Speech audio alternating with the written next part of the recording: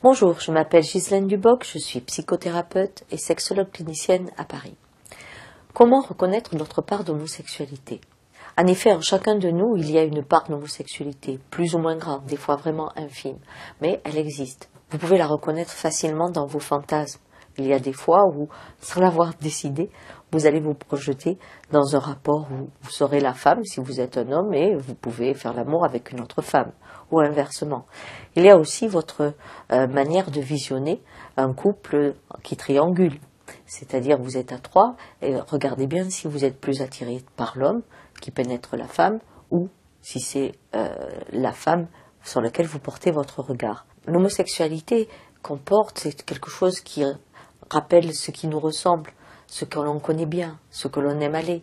Il n'est pas effrayant de penser quand on est une femme qu'on pourrait peut-être de temps en temps déraper dans un rapport féminin.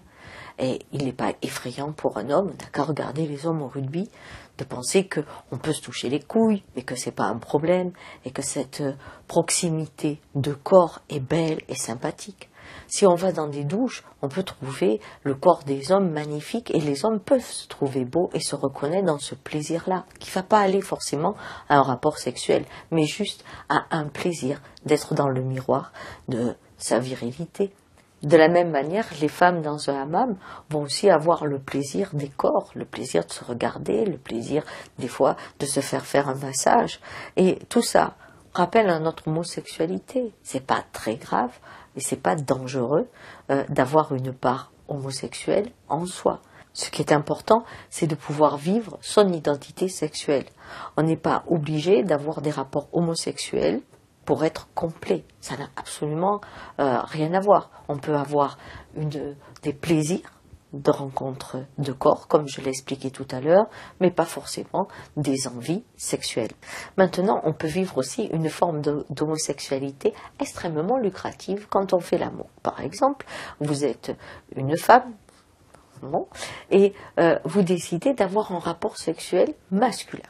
Comment on peut faire ça? Eh bien, vous vous mettez sur votre compagnon et vous faites comme disent les Indiens, vous allez partager l'arbre de vie. Simplement que au moment où vous avez cette pénétration, vous vous appropriez l'organe masculin et vous faites la danse des hommes. Vous allez vous rendre compte que votre jouissance, ça serait donc avec deux hommes, elle sera masculine.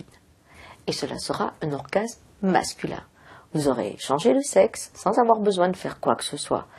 Si votre compagnon ne se met pas dans une position de réception, mais reste dans une énergie qui peut être aussi une énergie masculine, même si lui se sentira pénétré, eh bien vous aurez eu un rapport homosexuel. C'est pas grave, ça devient juste plus de choix. En conclusion, comment rencontrer sa partie homosexuelle? Eh bien, à nous en s'ouvrir à beaucoup de possibles et en n'ayant pas peur de soi. Ça commence par là.